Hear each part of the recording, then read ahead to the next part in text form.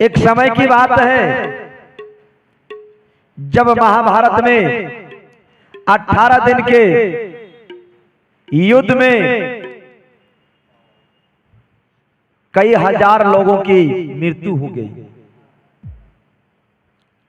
और उनमें शेष बच गए पांडव पुत्र पांचों भाई अर्जुन भीम नकुल सहदेव।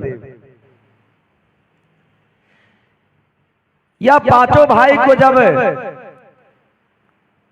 वह आत्मा रात में परेशान करने लगे तो ये पांचों भाई ने व्याकुल हो गए, बेचैनी से हो गए। तब श्री कृष्ण से कहने लगे कि हे माधव, यह जीव जो ये संसार से चला गया, मैंने जिनका जिनका हत्या किया वह सभी जीव आकर के हमें परेशान करते, इनका शांति कैसे मिलेगी, हम लोगों को इनसे छुटकारा कैसे मिलेगा। तो श्री कृष्ण ने कहा कि आपको यज्ञ करना होगा, संतों को ब्राह्मणों को भोजन कराना होगा, तभी तुम्हें इन पाप से मुक्ति मिल सकती है। तब क्या किया, वह कई राज्यों में ब्राह्मण संत साधु सन्यासी को निमंत्रण दे करके अपने दरबार में बुलाया गया। जब भोजन करते करते वहां एक मुक्ति का मार्ग ढूंढ करके वह रख दिया गया था। वह क्या था कि घंट जो है उल्टा टांग करके रखा था कि यह घंट अगर बोल जाएंगे तो समझ जाना कि तुम पांचों भाई का जो है पाप खंडित हो गया और पापों से मुक्त हो जाओगे। कई हजार संत ब्राह्मण ने भोजन किया, लेकिन वह उल्टा टंगा हुआ घंट नहीं बोला। तो श्री कृष्ण से पूछने लगे युधिष्ठिर महाराज, हे कृष्ण, इतना संत भोजन करके गया, अभी तक यह घंट नहीं बोला, इनका मतलब है कि अभी तक जो है कि हमारा यह यज्ञ सफल नहीं हुआ, हमारे पापों का खंडन नहीं हुई। तो कहता है बात तो सत्य है। तो कृष्ण भगवान ने आंख बंद करके ध्यान में देखने लगे कि क्या बात है, क्यों नहीं अभी तक उल्टा टंगा हुआ घंट बोला। तो बंद नेत्रों से देखते हैं कि उनके घर के बगल में एक सुपत भगत नाम के संत थे और उन्हें दल नहीं गया, उन्हें निमंत्रण नहीं दिया गया। अब वह श्री कृष्ण या पांचों पर बिगड़ते हैं कि तुम लोग मूर्ख हो, इतने इतने दूर में जाकर के तुमने दल दिया, निमंत्रण दिया, बगल में अपना सुपच सुदर्शन जी है तो इनको आप लोग पूछे तक भी नहीं। इनका मतलब है आप इनका जो है सत्कार सम्मान नहीं करने के बावजूद आपका जग में जो है बाधा पड़ गया। इन्हें जल्द बुला करके और इन्हें भोजन करवाओ। और वहां जो है श्री कृष्ण के बात पर भीम बड़े क्रोधित हो गए। क्या ये बगल में सुदर्शन जी है, इनको पता नहीं इतना बड़ा भंडारा हुआ, इतना बड़ा जग हुआ और उनको आना चाहिए था ना। कहता क्यों आएंगे, बिना बुलाए क्यों आएंगे, बिना बुलाए क्यों आएंगे। बिना बुलाए आए थे पार्वती जी, क्या नाम था उनका पिता का, दक्ष, राजा दक्ष। अब बिना बुलाए आए, क्या गति हुआ पार्वती को।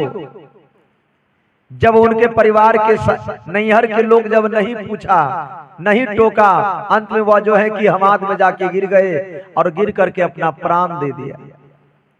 इसलिए वह सुदर्शन जी नहीं आए तो भीम ने कहता है अच्छा कोई बात नहीं, मैं अभी उनको उठा करके ले आता हूं। अब एक क्रोधित में चले गए और मन ही मन में अपना गुंज रहे हैं कि नहीं आया सही तरीका से तो हम उनको कांधे पर उठा करके लेके चले जाएंगे। विचार कीजिए, बरो गयो बरोपन में रोम रोम अहंकार, और सदगुरु से परिचय नहीं तो चारों वरन चमार। तो वह क्या क्या गया तो सही, लेकिन वहां जाते जाते गुस्सा ठंडा हो गया और कहते हैं जो संत जी चलिए हमारे दरबार में आपको बुला रहे हैं।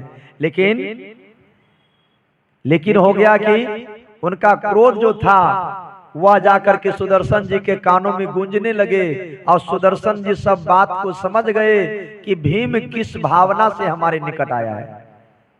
वह कहते हैं कि हे भीम, हमें तो निमंत्रण नहीं मिला इसलिए मैं नहीं गया, अब तुम बुलाने आए हो तो हमारे यह क्या कहते हैं सुमरनी माला वाला झोला है और उनमें एक तो ग्रंथ है, उन्हें उठा करके ले आओ और चलो दोनों आदमी साथ ही चलते हैं। वह सुमरनी माला और एक ग्रंथ एक लाल झोला में रखा हुआ था और वह झोला जब भीम उठाने गए तो वह भीम झोला को उठा नहीं पाया। जब भीम वह झोला को उठा नहीं पाया, अब उठाते उठाते थक गए, परेशान हो गए, सारा शरीर भीग गया पानी से पसीना से, लेकिन वह झोला हिला नहीं। अब लौट करके आए और गुरुजी को कहने लगे सरकार आपका झोला नहीं उठ रहा है। तो कहता ए भीम, तुमने तो अपने मन में कह रहा था कि आज जाएंगे तो सुदर्शन जी को कांधे पर उठा करके अपने दरबार तक ले आएंगे। जब तुम्हें हमारी झोला नहीं संभल पाया, झोला नहीं उठ पाया, तो हमें कैसे उठा करके ले जाओगे। बड़ी दुख की बात है। वह जाकर के तुरंत सुदर्शन जी के पैर पकड़ के माफी मांगने लगे और वह लौट करके चले गए।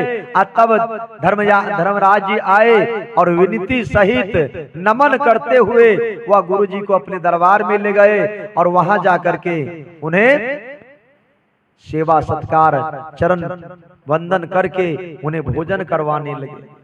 जब भोजन करवाने लगे तो 56 प्रकार के भोजन महारानी द्रौपदी बना करके रखी थी और वह जब खाने लगे तो वह कैसे खाते हैं, सारा व्यवस्था सारा भोजन को जो है मिला करके उनको खिचड़ी बना देते हैं। अब बना करके अब जब खाए, एक निवाला जब मुख में लिए तो एक घंट बोला, जब दूसरा निवाला मुख में लिए तो दूसरा भी घंट बोला। और तब तक जो है द्रौपदी के अंदर से कुछ आहट आई, उनका भोजन रुक गया।